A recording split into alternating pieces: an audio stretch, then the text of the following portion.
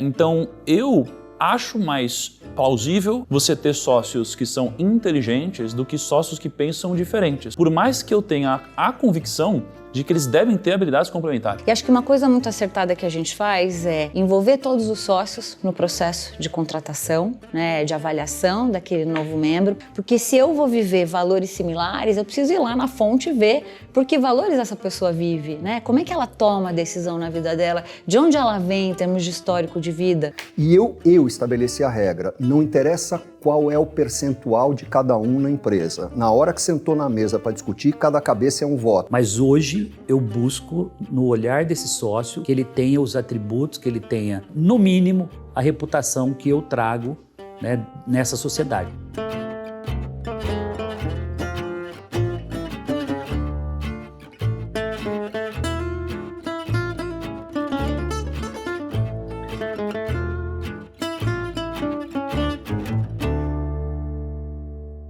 Estamos de volta com o Conselho. Conselho que está na sua segunda temporada e tem vários episódios já disponíveis. É só você navegar por aqui. E nessa semana a gente vai falar sobre um tema muito interessante. Vamos conversar sobre sócios. Qual é o melhor momento para ter um sócio? Qual o perfil? Como é que a gente escolhe um sócio? Como resolver eventuais conflitos entre eles? Para a gente falar sobre esse assunto muito importante, a gente recebe aqui um time de peso, gente da pesada. José Semenzato, que é presidente do conselho da SMZTO, holding referência em franquias, expansão e fortalecimento de marcas em larga escala. É demais receber você de novo aqui. Que isso, Tudo obrigado. bem? Um privilégio. Estar Obrigado. nessa mesa aqui e poder, se possível, deixar algum conselho interessante aqui para a audiência. Muito obrigado, Semenzato, que tem uma agenda muito extensa, separou um horário para estar aqui contribuindo com você, pequeno empresário que está começando o seu negócio. Eu também recebo aqui à minha esquerda Marcelo Scherto, ele é presidente e fundador do Grupo Scherto, mestre em Direito pela New York University e é um dos fundadores da Associação Brasileira de Franchising. Maravilhoso. Mestre Scherto, tudo Mestre bem? Scherto, você vê mestre, oficialmente mestre. Oficialmente. Prazer, uma honra estar aqui com vocês. Também obrigado pela sua generosidade, Scherto, por te receber aqui. Eu tenho também aqui à minha esquerda Thiago Nigro, conhecido como Primo Rico. Ele é fundador do Grupo Primo e um dos maiores educadores financeiros do mundo. Não está aqui escrito, mas alguém que eu tenho a honra de chamar de amigo. Como vai você? Tudo bem? Muito bem, muito obrigado pelo convite de novo, Flávio. Que bom, obrigado pela presença. Aqui do meu lado, aqui para rechear o nosso episódio com a sabedoria feminina, Thaís Pegoraro. Ela é mãe, empreendedora, TED Speaker, executiva que chegou ao topo do mundo, escalando as 7 maiores montanhas de cada continente em um ano. Não é fraca não, hein? Uau. Olha aí, tudo bem, Thaís? Prazer, obrigada Que por me bom te receber receber também. aqui. Nossa, não, dá vontade de mudar um assunto aqui do episódio, a gente saber sobre essas 7 montanhas, mas com certeza a gente tem muitas montanhas para escalar nesse assunto sócios. É mais fácil subir montanha que ter sócio. viu? Pronto, já começamos com uma frase boa, hein? É mais fácil subir montanha do que ter sócios. E é assim que a gente começa, senhores. Desse jeito que a gente começa, eu solto aqui para todo mundo. A primeira pergunta é: qual a característica que a gente deve valorizar para escolher um sócio? Na hora da gente escolher um sócio, a gente vai começar um negócio, eventualmente a gente vai ter sócio. Como é que a gente escolhe isso? Vamos começar com o mestre. E aí? Eu acho que para você escolher um sócio, na minha visão, eu sempre tive sócios, eu sempre precisei de sócios. E eu sempre busquei gente que, pode parecer um paradoxo, mas não é, pense diferente de mim, tenha habilidades diferentes das minhas, mas tenha valores iguais aos meus, valores convergentes com os meus. Eu acho que essa coisa de ter valores convergentes é fundamental. Mas, ao mesmo tempo, você precisa de gente que te questione, que vá contra, que lute. E eu estabeleci uma regra desde sempre. Eu hoje tenho 6 sócios na empresa que sentam na mesa, o nosso conselho lá, somos 7, para decidir. E eu estabeleci a regra, não interessa qual é o percentual de cada um na empresa. Na hora que sentou na mesa para discutir, cada cabeça é um voto.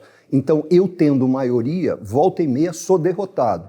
E eu acho isso ótimo, porque se 6 caras, nos quais eu confio, que têm os mesmos valores que eu, são competentes, são inteligentes, pensam diferente de mim, de duas uma, ou eu estou errado, ou eu não soube vender, explicar o que eu quero fazer. Então, de qualquer forma, tenho que voltar para a prancheta e redefinir o caminho que eu quero propor. Então, eu sou derrotado sendo majoritário na empresa. E acho isso fundamental. Para mim, funciona para mim.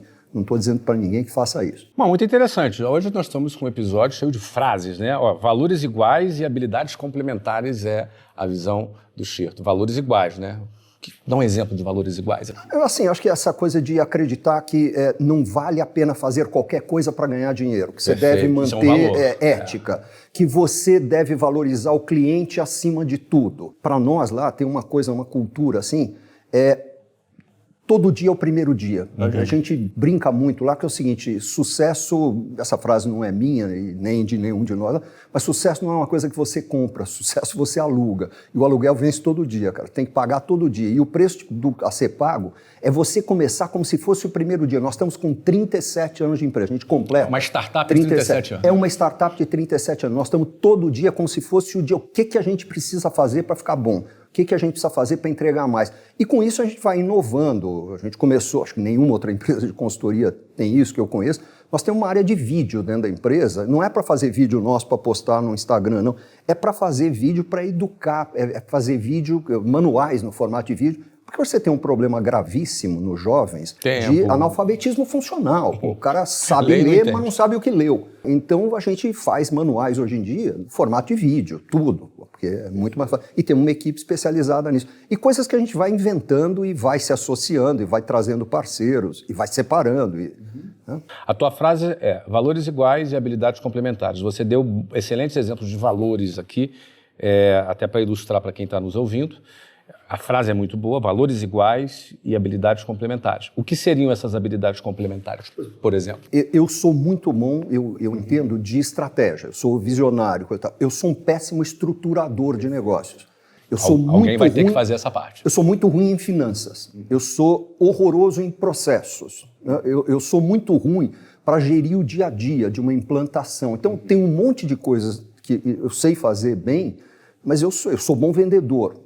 Mas eu sou um péssimo gestor financeiro, né? Fazer conta, isso não é comigo. Tem que ter um sócio financeiro. Precisa ter um sócio que complementa isso, tem que ter o sócio que é o executor, que é aquele que vai... Tem um cara que é o eu chego com a ideia genial, que eu acho genial, e ele começa a questionar e fala, peraí, para transformar isso aqui que você está falando num negócio de verdade, nós temos que fazer isso, temos que ter X pessoas aqui, temos que fazer assim, vai ter um cargo assim, vamos remunerar dessa forma. Tem que ter o cara que é o estruturador. Não sou eu não sou bom de estruturar. Eu sou bom da ideia, da visão, mas eu não sou bom de estruturar. Então a gente vai se complementando dessa forma. Tem um cara que é bom para fazer palestra, tem um cara que é bom para fazer... Então ele vai desde habilidades que são mais soft skills, né, que a gente pode dizer, habilidade com gente, lidar com isso, como tem uns hard skills mesmo, é o cara saber fazer palestra, é o cara saber fazer uma apresentação, é o cara saber fazer isso, coisas das quais eu posso ser melhor ou pior, e a gente vai se complementando. E uma coisa interessante, que eu tenho sócios, tem um sócio que está comigo há 26, 27 anos, nem sei. Eu não frequento a casa dele, ele não frequenta a minha, nós nos damos super bem, nos respeitamos, nos queremos bem, mas nós não somos amigos, nós somos sócios, não tem essa coisa de sair para jantar junto, vamos ao cinema, não existe isso, aliás, entre os sócios todos, não tem essa coisa. Embora a gente se dê muito bem, se goste muito e se respeite muito, porque sociedade sem respeito não é sustentável. Né? Muito bem, olha, excelente resposta. E para você que acabou de escutar essa resposta, vale você se conhecer. Né? Do que tu é bom, né? Se você não conhece a si próprio, se você não sabe aquilo que você é bom, como é que você vai buscar alguém que vai te complementar? É Flávio, fundamental. Saber no que você é bom e saber no que você é ruim. Você é péssimo. No que você é péssimo. Eu sou péssimo assim, em várias coisas, e que são fundamentais para uma empresa como a minha poder funcionar. E você, como é que você escolhe? Eu sei que você tem vários sócios. Thiago, como é que você escolhe seus sócios? Hoje eu tenho 29 sócios e já tive mais sócio, já tive menos sócio, aprendi, acertei, errei, né? Hoje eu tenho 3 coisas que eu valorizo num sócio. Primeiro, eu acho que um sócio precisa ter resultado comprovado nessa área, né? O sócio precisa compartilhar da mesma cultura que a gente e o sócio precisa estar caminhando na mesma direção. Tá? Então, para mim, essas 3 coisas são essenciais num sócio. E eu estava refletindo enquanto o Scherto falava um pouco sobre o pensamento diferente, né? E eu acho que tem um princípio por trás disso e que eu acredito muito, que é o princípio onde os idiotas tentam vencer discussões e os não idiotas tentam vencer. Então, é muito mais proveitoso que a empresa vença do que eu ganhe uma discussão. E você querer que a empresa vença em detrimento da sua opinião é você abrir mão do próprio orgulho. E isso daqui é algo muito difícil de fazer, mas muito recompensador em conseguir, de alguma forma, né, abrir mão da sua própria opinião, enfim. Só que um aprendizado prático para mim, né, é que, na teoria, você ter pessoas que pensam muito diferente é muito bom. Na prática, dependendo do quão diferente elas pensam, isso daqui passa a se tornar insustentável. Então, eu acho mais plausível você ter sócios que são inteligentes do que sócios que pensam diferentes. Por mais que eu tenha a convicção de que eles devem ter habilidades complementares. Então, muitas vezes, se a gente pensa diferente, as nossas discussões vão ser intermináveis pelo simples fato de a gente ter tido uma criação diferente, crenças diferentes, né? Uma teia aqui na nossa cabeça que faz com que a gente simplesmente tenha convicções completamente opostas. E a gente tem discussões sem fim. Então, o que eu acredito? Eu acredito que a gente tem que pensar muito parecido. Eu acredito que a gente tem que ter valores muito parecidos. Só que, no final das contas, a gente tem que ser muito complementar. Habilidades complementares. Exatamente. Porque imagina o seguinte, quando você tem 2 pessoas, já é muito difícil. Quando você tem 5 pessoas, já é muito difícil. Porque você tem sempre uma relação progressiva de número de interações possíveis quando você tem mais de um sócio. Então, se temos 2 sócios, eu para ele para mim. Então, são 2 interações possíveis. Se somos em 3, a gente tem eu para ele para mim, eu para ele para mim e entre eles. Então, são 6 interações possíveis. Então, cada uma pessoa que você adiciona nessa equação, você começa a ter um número cada vez mais exponencial, onde fica muito impossível de você lidar com um controle emocional que vai te fazer conseguir passar por períodos de turbulência por muito tempo.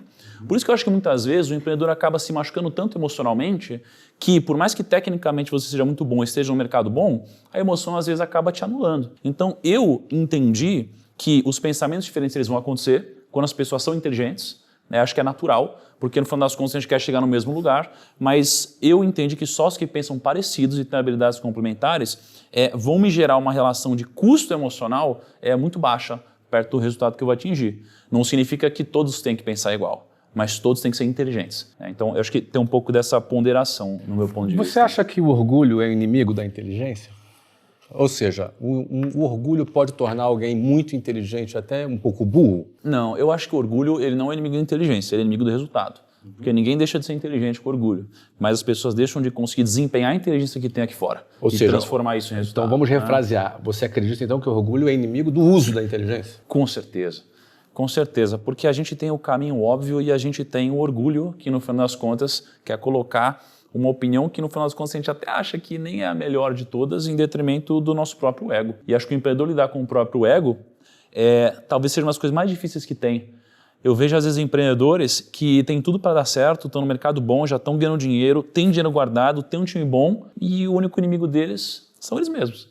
E aí já vi vários ficando no meio do caminho e cadáveres boiando por causa disso. Por causa do ego. Então, acho que é o maior inimigo do empreendedor que está no mercado bom. O orgulho é inimigo... Mais uma frase, hein? Olha aí que bacana. Frases para postar no Instagram.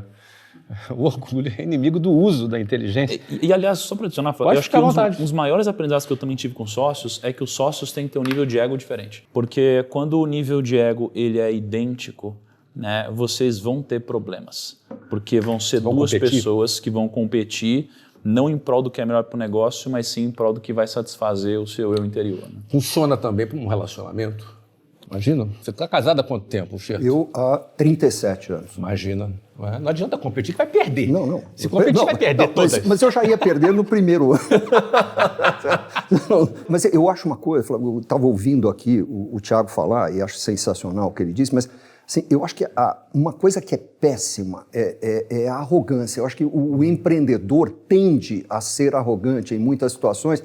Eu acho o seguinte, empreendedor tem que ter autoestima... Não, tem que ter autoestima elevada. Tem que ter autoestima. Mas autoestima elevada não é a mesma coisa que arrogância. Ela é um pouco vizinha da arrogância. Se deixar, ele cai para o outro lado, né? Mas arrogante é o cara que acha que é melhor do que todo mundo. Isso. O cara que tem autoestima elevada, ele só sabe que ele não é pior do que ninguém. Ele não se acha melhor do que ninguém, mas ele sabe que ele não é pior do que ninguém. É bem parecido, tem ali mas é diferente, cara. Eu sei que eu não sou pior do que ninguém. E a arrogância numa relação com um sócio? Não, é terrível. É terrível porque aí a coisa vira isso que o Thiago estava falando, vira uma queda de braço e quem sai perdendo é a empresa. Quem sai perdendo é o resultado, quem sai perdendo é o negócio. Bom, já a gente vai falar sobre conflitos, a gente vai voltar nisso. Mas deixa eu voltar aqui para a Thaís. Thaís, dá a sua visão sobre o teu critério que você acha que a gente deve usar para escolher um sócio. Então, eu faço parte de uma empresa, somos em 16 sócios hoje, somos 13 homens e 3 mulheres, e é uma sociedade de 14 anos, e nesse período a gente teve 3 saídas, o que mostra que alguma coisa que a gente faz nesse crescimento orgânico está acertada. Então, só para explicar, desculpa, o que é uma saída para as pessoas é quando você tem um investimento... A saída de um sócio, isso. Isso, exatamente. Saída de um sócio, que é um momento que mexe, né, nos pilares, faz a gente rever plano de partnership, né, o plano de remuneração dos sócios, que faz a gente rever critérios de entrada, que faz a gente rever a própria sociedade, né, e acho que uma coisa muito acertada que a gente faz é envolver todos os sócios no processo de contratação, né, de avaliação daquele novo membro. Por quê? Porque se eu vou viver valores similares, eu preciso ir lá na fonte e ver por que valores essa pessoa vive, né? Como é que ela toma a decisão na vida dela, de onde ela vem em termos de histórico de vida. SLT dificilmente vai servir para uma sociedade de empreendedores, né? Se o pilar ali da segurança é muito importante para aquela pessoa. Então, o momento de vida, eu acrescentaria em tudo que você trouxe, né? Valores similares, competências complementares, mesmo momento de vida e absoluta transparência nas regras de remuneração. Isso para a gente tem sido mais importante do que remunerar igual ou dar vetos e votos iguais. Por quê? Porque se eu sei qual é a regra do jogo e eu sei que eu estou em níveis diferentes de contribuição à sociedade e de recebimento, eu posso abrir os números todos, eu posso abrir quanto todo mundo ganha, porque eu sei qual é a regra de largada. Então, isso tem sido muito importante. Deixa eu ver se eu entendi uma nuance do que você acabou de dizer. Você acredita, então, que mais importante do que ter uma igualdade entre os sócios é importante saber qual é a diferenciação entre eles. Absoluta. Ou seja, transparência. Alguém pode ganhar mais do que o outro. Alguém ganha mais que o outro. Alguém ganha mais do que o outro. Sim. Alguém vai ganhar mais do que o outro. E todos sabem disso e não só sabem, como reconhecem o valor daquela pessoa naquele determinado assunto que desempenha. Todos sabem tudo. Todos Perfeito. sabem custo, todos sabem rentabilidade, todos sabem o percentual, todos sabem o recebimento. E aí é quase como se você tivesse ali na própria sociedade uma máquina, uma engrenagem do wannabe. Eu olho e falo, puxa, se eu fizer tudo isso, eu consigo estar ali. Chego lá. Né? Ou seja, essa transparência para você é um requisito para que isso Porque o que a gente funcione. aprendeu? Quando era tudo igual, os diferentes eram tratados da mesma maneira. Então, quem contribuía mais ganhava a mesma coisa. E a gente começou a construir uma sociedade de gato gordo. Perfeito. Né? Que é tudo que o empreendedor não quer. Perfeito. Né? Então, é melhor sempre Então, ter não sócio. pode ser igual. Não deve ser igual. Claro que cada sociedade... As competências precisam ser reconhecidas, porém, para que isso funcione bem, é preciso ter transparência. Mas, antes de tudo, alinhamento de valores. Então, isso é fundamental. E como é que fica a questão do ego nisso? Porque o Thiago citou essa questão do ego, o orgulho, e de repente um ganha mais do que o outro. E isso, como é que essa dinâmica na prática, essa digestão funciona? É por voto? Como é que funciona isso? Gente, ego é necessário à sobrevivência, né? Necessário, essencial. Você acorda de manhã porque você tem um ego, porque você quer algo além, porque você quer entregar, porque você quer impactar. Enfim, é saudável. Perfeito. Uma pessoa que não tem ego numa sociedade... E essa conciliação dos egos, como é que ela funciona? Essa conciliação dos egos, eu acho que é o tempo de convivência dessa sociedade. Então, o tempo para a sociedade ele é muito importante. E o que eu percebo nos clientes, né, nosso negócio é recrutar executivos e montar conselhos. A coisa mais difícil é a gente recrutar sócios para a gente mesmo, porque, né, imagina o crivo e o grau de criticidade. Né? Então a gente percebe o seguinte, que a sociedade ela vai se autorregulando. A gente sabe quem tem mais ego, a gente sabe quem tem menos, a gente sabe quem vai espanar num momento difícil. É quase como se esse ambiente, onde somos unidos por valores comuns e um objetivo muito claro, a gente tem muita clareza do que a gente quer ser, né? Então eu tenho valor numa ponta e eu tenho indicador ou objetivo na outra. O ego, ele vai se regulando aqui no meio. Na prática, é voto. Isso é na prática. Alguém está muito viajando, está muito fora do eixo do que quer, ou querendo discutir uma regra, ou querendo ir muito fora do esquadro. Então, a gente tem votos e a gente tem governança. Tem regra de política comercial, tem regra de política off-limits para um negócio comercial. E o voto, ele é frequente? Não. Se chama... Porque é isso que eu te perguntar. Porque geralmente numa boa relação não precisa ir pro voto. Mas você sabendo que existe a regra... É que o voto, na minha visão, assim, já não deu certo o consenso, então vamos votar. É isso. Então, em geral, não se vai para voto. E por isso do tempo. Perfeito. Porque no tempo você vai regulando, um dia você concede um pouco, outro dia você recua. E se precisar ir para voto é porque a sociedade ainda é muito imatura. Boa. Muito legal. Muito bom.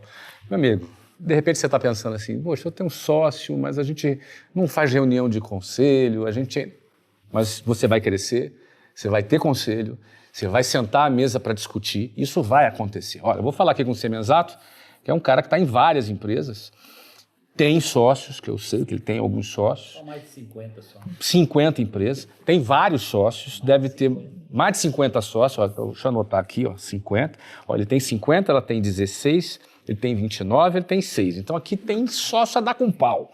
Só que ele tem uma coisinha chamada franqueado, que é um quase sócio. É isso, é um pseudo-sócio. Ele tá ali. Às vezes ele se acha mais sócio até do que verdadeiramente é. Não, às vezes ele te acha teu patrão. É diferente. Na maioria das vezes. E como é que você escolhe Flávio, sócio? Você que está em 50 empresas, como é que você escolhe? Eu quero colocar se você me permite, fica à vontade. Colocar uma pitadinha, descer um pouquinho pro chão da fábrica, tá. Porque é para falar um pouco com esse empreendedor que está começando e ele deve estar se perguntando assim, ouvindo agora, mas espera aí, é bom ter sócio ou é ruim ter sócio? Então, assim, esse é um passo atrás, boa. Estou tentando dar só para a gente conseguir falar com esse pequeno empreendedor, isso. Tá? E quando eu olho para esse pequeno empreendedor, que eu fui um dia, né, e que eu trabalho diretamente com eles hoje, quando na sua primeira franquia, eu olho para a minha primeira fase do Semenzato como empreendedor. Eu fui buscar 4 sócios. Não me pergunte qual foi o critério que eu utilizei. Provavelmente foi o critério da proximidade, foi o critério da oportunidade. É um gerente de banco que estava se aposentando, eu sabia que ele tinha uma veia comercial, ele tinha um pouco de dinheiro. Foi minha primeira sociedade. Então você está sendo escolhido para ser meu sócio em São José do Rio Preto. Fui buscar outro sócio em Bauru. Você vai ser meu sócio em Bauru. Você em Marília e você em Araçatuba. E fechei a rota no entorno de Lins. Foi assim que eu comecei. Deu muito certo. Eu não tive litígio com nenhum deles. Crescemos e chegou um belo dia que o Plano Real derrubou nossas 16 escolas próprias. Então, o começo de unidades próprias em 4 sócios. Eu fui para o modelo Master Franquia e nasce a franquia. Em 1995, eu entro para o mundo do franchising como necessidade, não por planejamento de novo. Olha que interessante. Não foi planejado, eu caio de paraquedas no mundo porque foi a salvação. Ou eu fecharia 16 próprias e o franchise me salvou e viraram 16 franquias. Então aí eu ganhei um pseudo 16 sócios, mas eram franqueados, não é uma relação societária. Nesse momento, por falta de capital, e eu precisava crescer, mas vinha de uma pseudo falência absoluta ali do Plano Real, eu contrato, eu vendo, eu outorgo 26 Masters franquias dentro do Brasil. Eu fatiei o Brasil em 26 pedaços e cada um deles aportou um capital como sócio e sempre com um perfil muito vendedor, porque eu precisava dele no Rio de Janeiro, no Rio Grande do Sul, em Santa Catarina, para ele fazer o negócio crescer rápido, foi o meu primeiro negócio, e no modelo quase que societário, porque o master franqueado, ele tem poderes, ele cuida do território, ele manda no território, ele desenvolve um território. Então eu poderia chamá-lo de sócio, não literalmente um sócio, né? E na terceira etapa, que eu vou chamar da etapa de hoje, é a etapa que eu tenho, então, o Private Equity, em que eu tenho alguns sócios investidores, mas que não opinam no negócio, e eu tenho 50 sócios que são os sócios fundadores, são os sócios que detêm o know-how e o expertise de cada negócio, e eu acabo sendo o único sócio em todos eles com a estratégia, a liderança e o visionário, que realmente faz 1 mais 1 virar 5 após a aquisição. Óbvio que esse é o objetivo sempre, E nem sempre, né, com humildade, a gente tem que dizer que a gente não acerta todas, mas que a gente tem acertado a maioria. E quando eu olho para esses 50 sócios, eu olho para 30 anos atrás e eu vejo que o modelo que eu comecei, eu continuo com ele exatamente hoje, apenas num processo evolutivo. E para quem começa então, é empírico, ganhar um sócio, talvez pela oportunidade. Mas hoje eu busco, no olhar desse sócio, que ele tenha os atributos, que ele tenha, no mínimo, a reputação que eu trago, né, nessa sociedade. Ou seja, se ele não for minimamente parecido com os meus valores, atributos, minha forma de gerir negócio, de me relacionar com o mercado e com as pessoas, ele não serve para ser meu sócio. Então essa régua subiu muito ao longo do tempo, com a minha maturidade. Acho que esse é um exemplo que a gente pode deixar para o pequeno empreendedor, que no começo não dá para ele ser muito absurdamente seletivo, mas que na linha do tempo, se ele crescer, ele vai ter que se tornar muito seletivo, porque o problema que eu poderia ter lá no começo me custaria talvez zero. Não tinha reputação e não tinha dinheiro. Um problema eventual que eu tiver societário hoje, ele pode acabar com o meu patrimônio, pode acabar com a minha reputação. Então hoje eu tenho que ser muito seletivo em quem vai ser meu sócio. Eu fiquei um pouquinho curioso aqui da sua história, Semenzato. Aparentemente vai desviar um pouquinho do nosso assunto, mas no final a gente tem um link aqui que eu vou querer fechar. Tá. Você falou que quando entrou o Plano Real em 1995... 94 foi o RV, né, que entrou ali, 94 o RV, que já era o Plano Real. Você teve dificuldades na sua operação e você acabou migrando para a franquia. Eu fiquei curioso porque eu abri a minha primeira empresa em 1995. Então, no fundo, eu fui uma empresa nativa do Plano Real. Sim. Não tive a migração do que era antes Sim. e o que virou depois. Perfeito. Então, sendo nativa do Plano Real, eu não tive essa dificuldade que você teve. Eu fiquei curioso. O que na virada daquele cruzeiro, sei lá o que a gente vivia, cruzeiro novo, para o Plano Real, onde zerou a inflação e o dólar ficou 1 para 1. Teve deflação. Teve deflação. Onde é que foi que chocou com o teu modelo? Faturamento em deflação, em queda. A tal da tablita foi instituída e todos os contratos com venda a prazo para mais de 12 meses, eles eram obrigados a serem deflacionados. Tinha até uma tabelinha que cada dia o dinheiro caía da parcela. Você vê que tinha um depar aí, né? Tablita. Tablita. Você falou de dólar 1 para 1. O dólar chegou a valer menos do que o real. Exatamente. Você comprava com 89 centavos, você comprava um dólar. Bons tempos. Mas olha, Flávio, para complementar, contratos em dólar com os bancos, alavancagem plena. Então, se eu tinha hipoteticamente 5 bilhões de EBITDA ou de lucro, devia ter 10 de alavancagem. Que para esse momento, contratos em dólar se tornou impagável, inviável. Isso. E aí olhei para o mundo e falei, bom, ou eu vou voltar a ser programador, vou voltar a ser professor. E aparece franchising. E fecha o negócio. E aí o consultor fala assim, você já ouviu falar em franquia? Eu falei, mas o que é franquia? Eu não tinha ideia do que era. Aqueles seus sócios se tornaram franqueados? Aqueles sócios viraram franquia no dia seguinte. Bom, franqueados. Viraram franqueados. Viraram franqueados. E muito feliz, foi uma conversão, porque eles iam morrer junto comigo. Claro. Então, no momento que eu trago a solução da franquia, eu era o detentor da marca, perfeito. Eu liderava em todas as 16 com mais de 50%. Então, eu obviamente, não vou falar obriguei, mas eu liderei o processo e falei, vamos se salvar e seja franqueado que você vai ser feliz. E aí ele assim comprou a tua parte? Ficaram com as 4 unidades, né, como franqueado, né, com participação, e os sócios, obviamente eles aportaram dinheiro nisso, comprando computadores, e 5 anos para pagar essa dívida, tá? Porque era impagável de imediato. As 16 escolas não valeriam o dinheiro de fazer a quitação daquele passivo. Foram 5 anos trabalhando para pagar esse passado aí.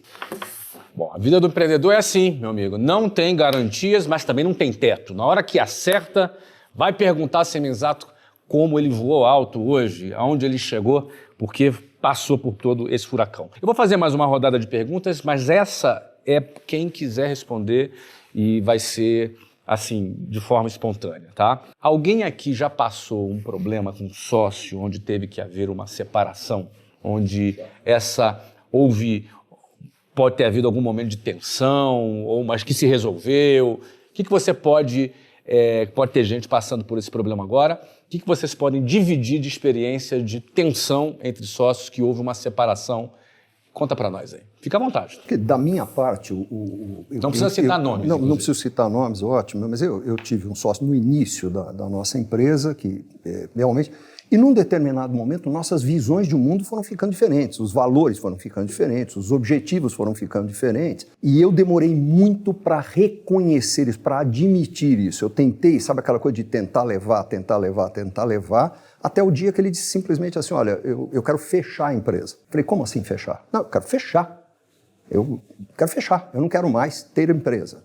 Falei, não é assim, nós temos clientes, nós temos um monte de gente que trabalha para nós, temos funcionário, tem gente que depende do salário para comer, então nós temos uma responsabilidade. Eu não quero saber da responsabilidade, eu quero fechar. Não sei o que passou pela cabeça dele, mas eu falei, não é assim, então vamos fazer uma coisa.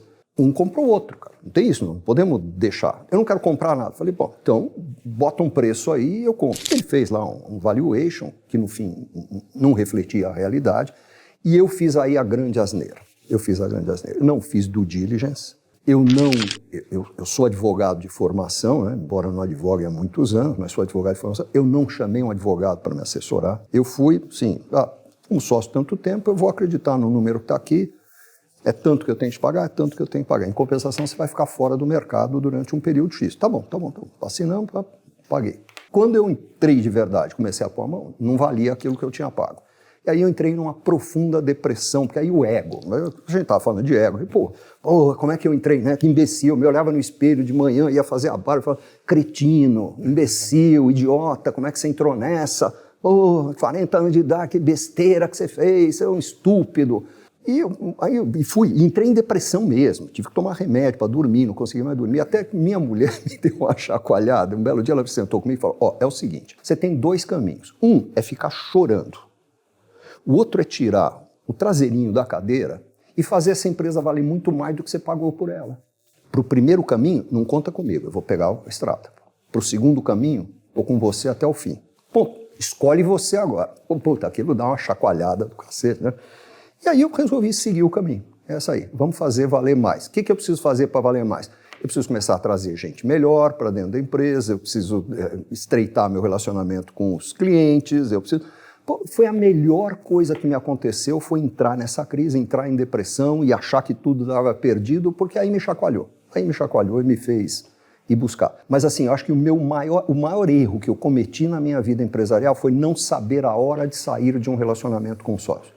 Eu acho que você tem que saber, tem uma hora que não dá mais para continuar. Não dá mais para continuar. E é saudável que cada um siga o seu caminho. É super saudável. Não, inclusive isso, assim, natural, isso. Sem mágoa, sem coisa nenhuma. Isso. Tchau. Assim, não dá mais. Eu acho que é perfeitamente salutar e faz parte.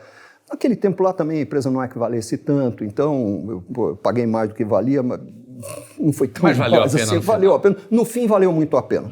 Valeu muito a pena. Tem uma empresa que estávamos conversando aqui, o Thiago e eu, antes da gente começar a gravar, que eu disse que outro dia minha mulher me perguntou se eu penso em me aposentar. Eu estou com 69 anos de idade, que vem faço 70. Minha mulher disse, você pensa em se aposentar? E eu falei, que será que ela quer ouvir, né? Eu não tenho ideia que ela quer ouvir. E a gente sempre mantém um casamento de 37 anos tentando não criar conflito onde não precisa, né?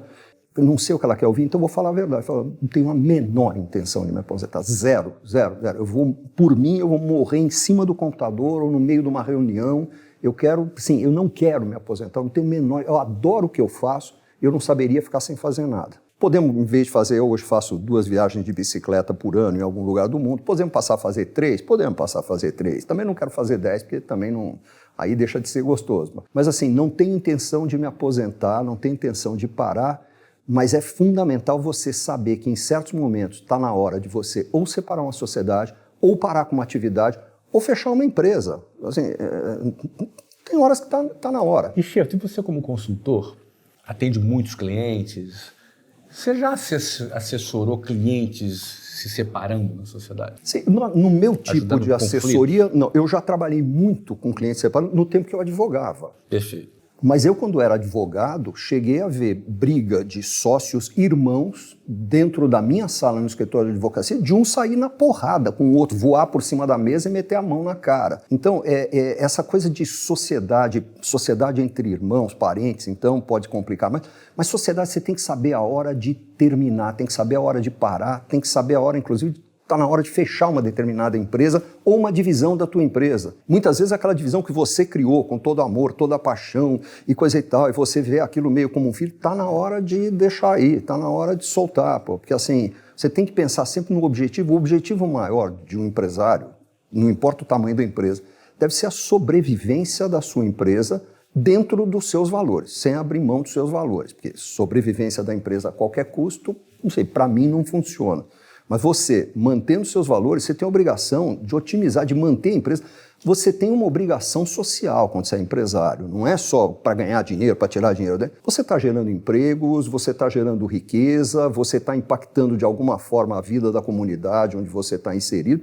Você tem que levar tudo isso em consideração. Você não simplesmente fechar uma empresa ou fechar uma divisão significa, de repente, botar gente na rua, que é uma coisa complicada, principalmente no momento que a gente está vivendo, com alto desemprego. Você tem que pensar muito antes de fazer. Mas se tiver que fazer, tem que fazer, porque a empresa tem que permanecer. Alguém mais quer compartilhar a experiência de um momento que viveu uma crise do sócio? Fica à vontade. Flávio, eu quero colocar um ponto que é bem interessante. Também eu fujo da estatística da maioria, porque normalmente você tem briga societária. E eu não sei se o meu temperamento, a minha forma de liderar, o meu jeitinho de tratar as pessoas, talvez com muito respeito, com muita, né, com muito, talvez aqui, com muita justiça, eu acho que é a palavra. Eu já tive sócios saindo de sociedades, mas uma coisa que eu estava fazendo uma leitura aqui enquanto o Xerto falava, uma coisa que eu nunca abri mão, de ter um bom contrato societário. Desde a minha primeira sociedade, eu levei em consideração esse fundamental, ponto. Zé. Esse é um ponto fundamental. Para quem está nos assistindo, chegou um belo dia, o sócio falou o seguinte, quero ir embora. Pois não. Vamos seguir o que está no contrato social. Foram 3 vezes apenas em 30 anos. E eu, da forma que eu tratei previamente o assunto, com um bom contrato e com regras claras, porque eu sempre tive também controle, então sempre foram sócios minoritários. Por óbvio, o sócio minoritário sempre teve que aceitar uma condição de, se eu for sair em algum momento, são 5 vezes o lucro líquido, ou são 5 vezes o EBITDA, sempre eu coloquei. Claro que para os dias de hoje, isso para mim é inevitável.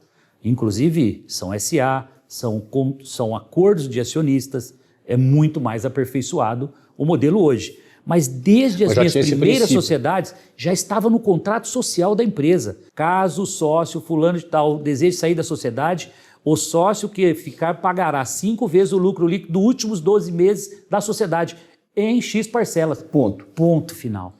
Você acredita que isso, inclusive, nunca tive uma briga societária.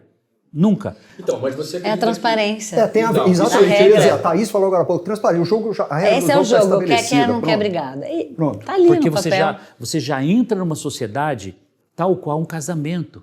Você sabe que eu tive uma joint venture numa época com uma empresa australiana e que também depois chegou um momento que não estava sendo bom negócio, acho que para nenhum dos dois. Então, amigavelmente, resolvemos separar. Embora a gente não tivesse essa regra das 5 vezes o EBITDA, nós tínhamos o que a gente chamava, os australianos chamavam de cláusula bumerangue. Qual era a cláusula bumerangue? Tá bom, resolvemos, não queremos mais ficar juntos. Joga uma moedinha para cima, cara ou coroa. Quem ganhar avalia a empresa e o outro decide se por aquele preço quer vender ou quer comprar a partir do outro. Então, quem avalia não decide se vai comprar ou vai vender. Para mim não... Porque lei de Italiano. como ele não sabe se você vai querer comprar, sua. o cara faz a melhor avaliação possível, porque ele não sabe Eu prefiro estar combinado antes. Mas eu achei muito interessante esse jogo aí. A gente podia criar um jogo. Dá pra lançar. Porque assim, o cara que avalia, como ele não sabe, o outro vai resolver vender ou comprar, ele avalia do jeito mais justo possível. Se ele resolver comprar, o dinheiro vem bem pro meu bolso. Se ele resolver vender, eu pago um preço que é justo. Xerto, nesse exemplo, eu queria colocar um outro que é muito parecido, mas não tem uma regra de jogo, mas foi assim. Era uma fazenda e uma empresa. Né? Um apaixonado pela fazenda, e o outro apaixonado pela empresa. O que era apaixonado pela empresa simplesmente valorizou absurdamente a fazenda para ter o efeito contrário e jogou na mesa. O outro sócio olhou para ele e falou: é isso que você acha que vale a fazenda? Você ficaria com ela por esse valor? Então ela é sua. E o fazendeiro ficou com a empresa e o empresário ficou com a fazenda. Bom, final da história, eu acompanhei, tá? Os dois fracassaram. Claro. Os dois quebraram. Não tinha. Essa história lá Os de dois Lins, tá? venceram o orgulho.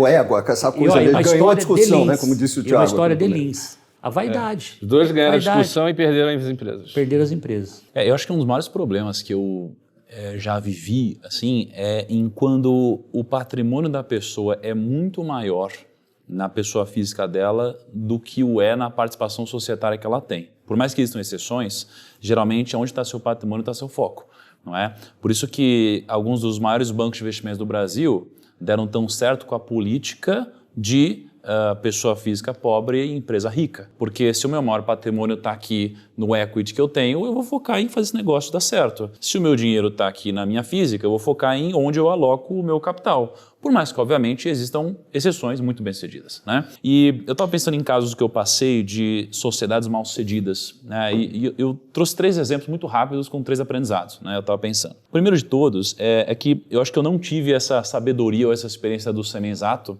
quando eu comecei de ter a regra do jogo clara. Então, acho que você não ter um litígio, você não ter um problema, também tem muito a ver com você ter as regras do jogo para jogar. Agora, imagina você ter que resolver uma bola dividida onde você não tem uma regra para arbitrar, não é? E aí você entra... Isso vira impasse. E aí não importa o quão justo você seja, claro que serão sempre 2 lados da mesma moeda, mas você pode acabar destruindo o seu negócio. Então assim, qual que foi o meu primeiro erro? Tem uma pessoa que uma vez a gente trouxe como sócia, só que pelo motivo errado. Então a gente não trouxe uma pessoa alinhada com as 3 coisas que eu mencionei. Foi um sócio numérico. É quando o Excel faz sentido. É quando você traz uma pessoa que a sinergia justifica o número e aí matematicamente... falando faz sentido. Só que com o passar do tempo essa pessoa ela tem uma cultura diferente, tem valores diferentes, em algum momento existe uma oportunidade, né, de essa pessoa ela se dar bem numa eventual saída ou uma diferença de visão e não ter uma regra de saída.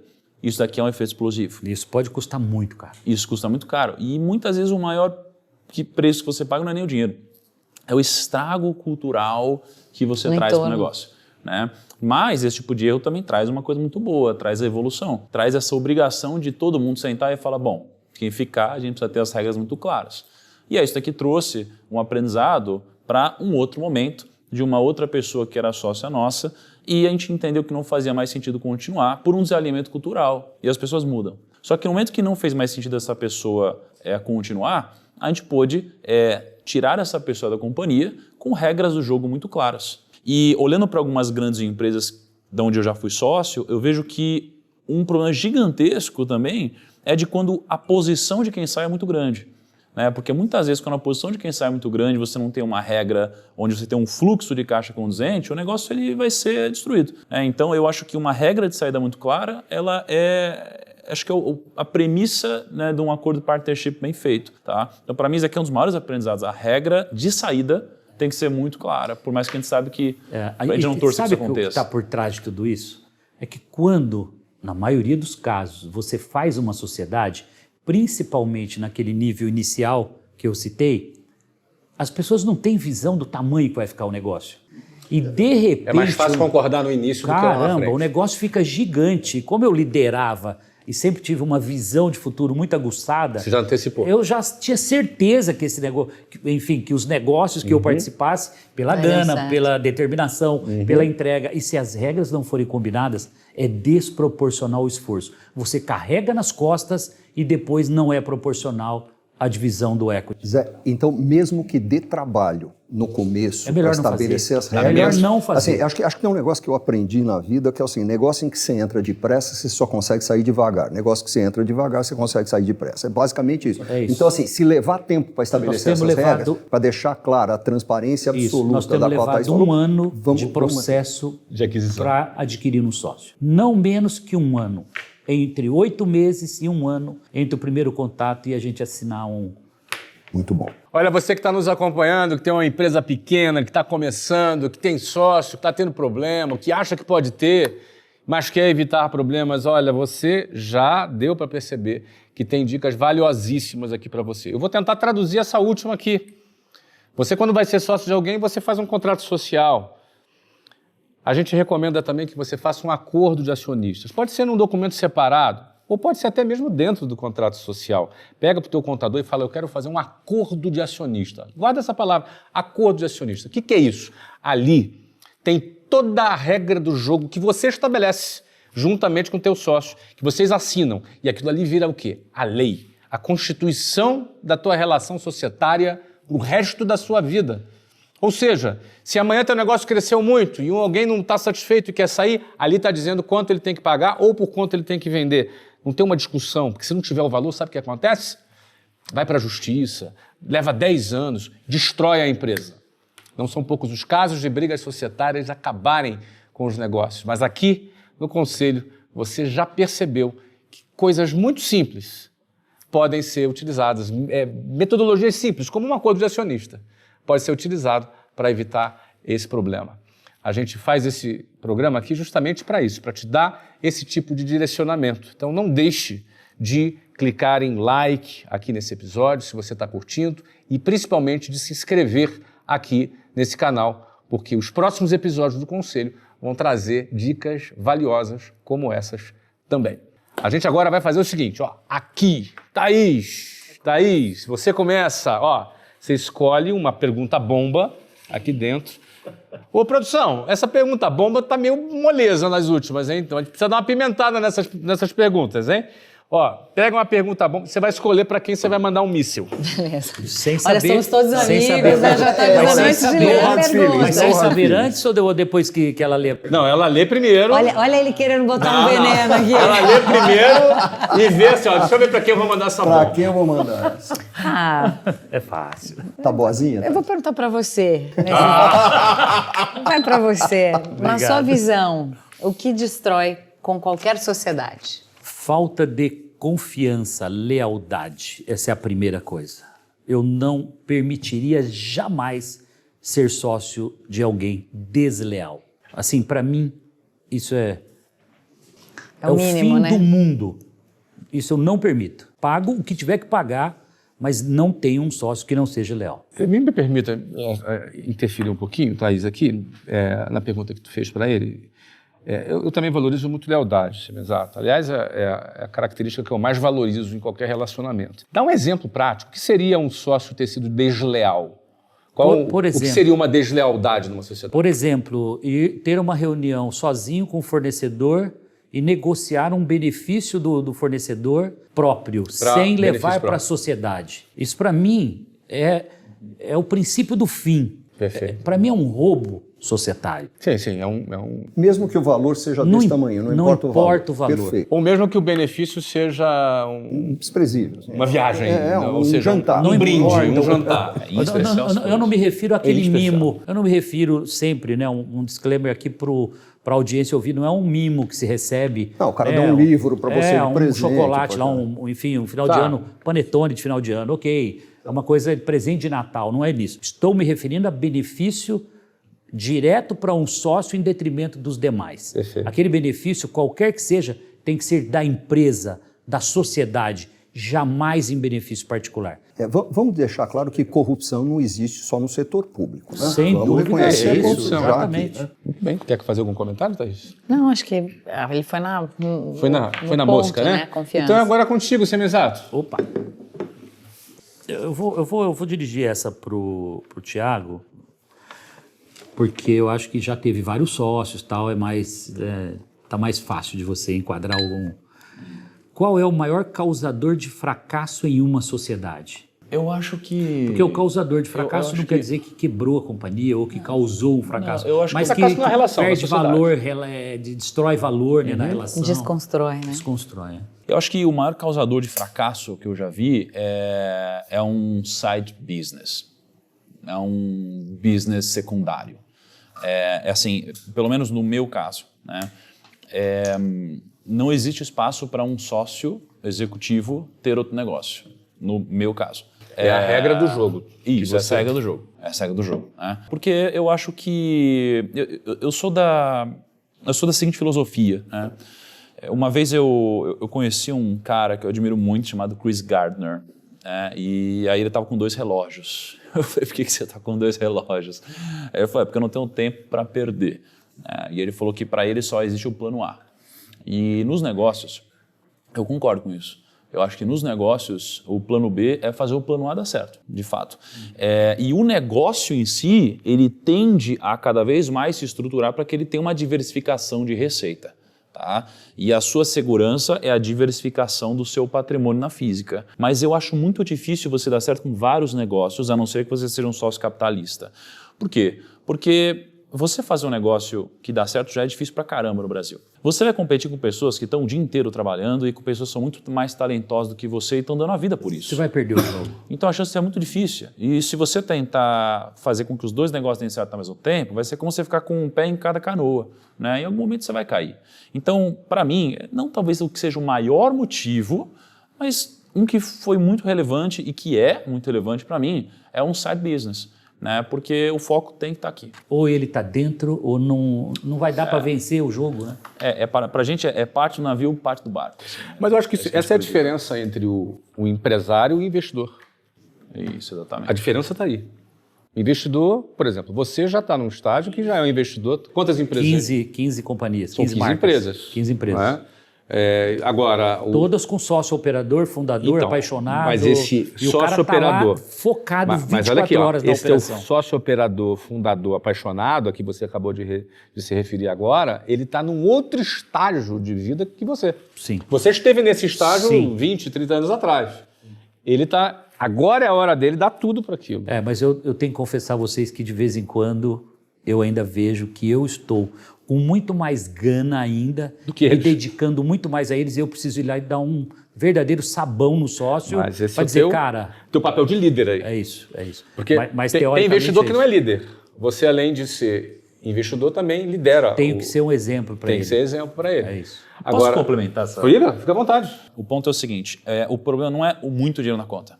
É o muito dinheiro na conta quando o seu negócio ele não estava ligado com o que você acreditava. Porque quando você faz algo que você não acredita necessariamente, não mexe de fato um ponteiro para você e você só o faz para ganhar dinheiro, no momento que o dinheiro entra, esse é o problema. Acabou. Entendeu? Então, assim, quando você encontra algo que te satisfaz também, você acredita e você ganha muito dinheiro, você aumenta a sua qualidade de vida e faz ainda melhor. Mas acontece que isso não é a maioria das pessoas. Então, E não tem como prever. E não tem como prever. Você só vai descobrir quando... Na hora. Depois. Isso. Então eu tenho um amigo, por exemplo, que fez um IPO num determinado momento. E nesse momento ele tinha muitos sócios. E muitos sócios. Todos os sócios, na verdade, iriam ficar multimilionários e alguns iriam ficar muito mais do que isso. E eu lembro do desespero quando ele mandou um e-mail para toda a empresa, falando, gente, é o seguinte, não esqueçam o negócio, vamos trabalhar, etc. E o que aconteceu é que, quando a galera botou dinheiro na conta, o pessoal começou a comprar carro, viajar, etc. E aí o foco mudou. Perdeu então esse o foco foi um da grande empresa. problema e sofre até hoje a empresa. Eu vivo esse dilema hoje, e uma das políticas que o nosso Private Equity tem é de colocar o menor valor possível numa secundária quando a gente compra uma empresa. Porque esse dinheiro demais que você citou na conta do sócio, ele vai tirar o foco.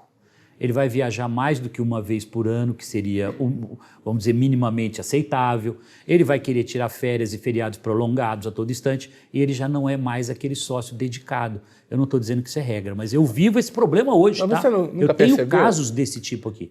Mas quando você tinha... Quer dizer, você tem várias franquias hoje, mas quando você era um operador de franquias, lá no início, quando você estava mais na barriga do balcão e conhecia os franqueados Sim, a primeira todos, empresa, né? Isso.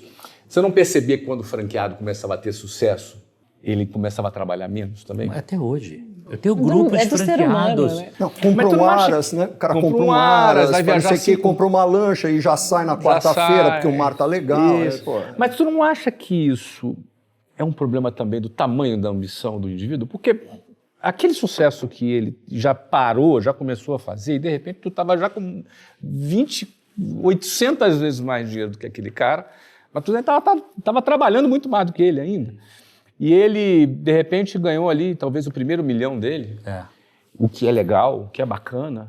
E que é justo também aproveitar a vida. Mas não é hora de tirar o pé do Mas acelerador. não é hora de tirar o pé. Pra você, né? De jeito De repente, nenhum. pra ele é o fim. Então, é onde ele o desejava objetivo era só chegar. esse. Mas sabe o que acaba acontecendo com esse cara? Daqui a pouco o negócio dele vai mal. Mas eu acho que o Thiago tocou num ponto que é essa coisa de você ter a paixão também pelo negócio. Você ter... Não E só não a grana. como Não é só a meio, grana, né? tem que ter... Pô, eu falei agora há pouco, eu não tenho a menor intenção de me aposentar, não quero saber quanto dinheiro eu tenho na conta ou deixo de ter na conta. Eu não vou parar enquanto eu puder ser útil. Porque Se o eu começar a espírito atrapalhar, empreendedor, cara, aí né? O você espírito tirar. Pois é. empresário, real. Então, ó, eu vou devolver essa pro Thiago então, tá? Já que não tem pergunta cabeluda aqui, eu vou mandar uma pra ele então. Olha só, Thiago. Vamos agora mandar Não precisa me exato, tá Não, merecendo. eu vou mandar hoje. pra você aqui. Ó, você é rico, investe dezenas de milhões publicamente, e aquilo ali é uma fração muito pequena do teu patrimônio. E por que você trabalha ainda? De verdade mesmo? É que vai sair do tom empresarial, né? Bom, Não tem problema. Mas não sai. Mas Não sai. tem. Fala como você quiser. Antigamente eu trabalhava porque eu queria ficar rico. Essa era a realidade. E o meu propósito era esse mesmo.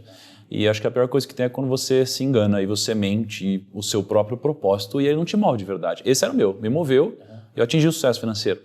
Com o passar do tempo eu percebi que isso aqui não me preenchia, né, de fato. Aí eu encontrei um outro propósito na vida muito maior do que esse, que era Deus, né? Só que durante esse processo onde eu encontrei Deus, eu descobri que o meu propósito ao conhecer, né, essa nova realidade para mim era levar essa mensagem para pessoas, mas não para todas. Para aquelas que eram parecidas comigo, aquelas pessoas que são do mundo dos negócios, de alguma forma, não é? E aí, quando eu refleti sobre esse propósito, eu pensei, bom, então eu preciso parar de trabalhar para poder começar a levar esse propósito adiante. Mas eu entendi que o trabalhar é o que faz as pessoas do meu mercado, de alguma forma, me acompanharem, para ouvirem o que eu tenho a dizer. E é através de eu poder falar o que eu tenho a dizer que eu consigo atingir o que tem de mais importante na minha vida hoje. Esse é o meu propósito. Então, o dinheiro, para mim, ele de fato deixou há muito tempo de ser a coisa mais, ou uma das mais importantes, tanto é que um pouco do meu propósito com o dinheiro ao longo da vida é até fazer algumas coisas que um dia talvez eu abra, mas realmente não é isso que me move mais. Fora que eu adoro trabalhar. E eu acho que eu fiquei tantos anos nessa rotina que eu também não sei se eu consigo ou sei fazer algo tão bem quanto o que eu faço há tantos anos, né? Então, acho que será um pouquinho desse motivo. Mas, cara, esse aí é absolutamente alinhado com o nosso assunto, porque quando você disse que um possível problema que um sócio pode ter é ele ter muito dinheiro, em outras palavras, você está dizendo que esse cara não tem um propósito, porque se o único propósito do cara foi o dinheiro, quando ele ganha grana, ele para. Acabou. Ele acabou. Então, se ele, além do dinheiro, ele tem outros propósitos que movem a vida dele, você aqui dividiu, aliás, obrigado por abrir uma coisa particular sua, você dividiu o seu. Assim como cada pessoa pode ter o seu propósito. Aliás, deve ter o seu propósito, porque isso vai fazer você, depois que crescer, você continuar avançando, continuar trabalhando. É por isso que todos nós estamos aqui e cada pessoa nessa mesa aqui conquistou muita coisa na vida e está aqui gravando podcast. Porque entende que, por exemplo, o propósito do conselho é ajudar os pequenos empresários, fazer com que eles cresçam, aprendam lições que impeçam que eles errem e que eles possam alcançar mais sucesso. Sabe o que acontece quando você tem mais sucesso, um pequeno empresário? Você fica médio, você fica grande, você vai contratar, você vai gerar emprego, você vai ajudar o país a crescer. Sabe quem gera emprego no Brasil? Não é o político. Quem gera emprego no Brasil é você, empresário. É você que botou o seu trabalho em risco, o seu tempo em risco e você gera emprego. Então, o crescimento das pequenas empresas tem impacto social. Eu gosto de saber disso, eu gosto de me lembrar disso para poder gravar isso aqui da forma que a gente grava. E aí, ainda bate-papo com gente boa, gente legal, gente inteligente, como você aqui está conhecendo. Vamos finalizar nosso programa de hoje? Já está acabando já. A rodada final é um recado. Um recado que você queira dar do teu coração para o pequeno empreendedor. Vou começar com a Thaís, para a gente começar já com profundidade. Thaís, na sua câmera, o recado que você gostaria de dar para quem tem sócio, para quem não tem sócio, a tua câmera é aquela ali, ó. Pode deixar o seu recado final olhando para a câmera. Vamos lá. Uma das coisas, das dúvidas que eu mais ouço, né, dos empresários que nos procuram para buscar executivos, é o momento de montar o conselho. E o pequeno empreendedor como vocês acredita sempre não ser a hora, porque conselho é caro, porque conselho não é para mim, porque quem vai querer sentar à minha mesa contribuindo com o meu negócio? Conselho é uma das melhores coisas para os sócios não embotarem o conhecimento, para trazerem novas perguntas, novas provocações. Então, acredite no potencial do teu negócio e ter alguém te mentorando, te aconselhando, sempre vai contribuir para mudar as perguntas e para te levar mais longe. Esse é o recado. Thaís, muito obrigado pela sua presença, sua generosidade.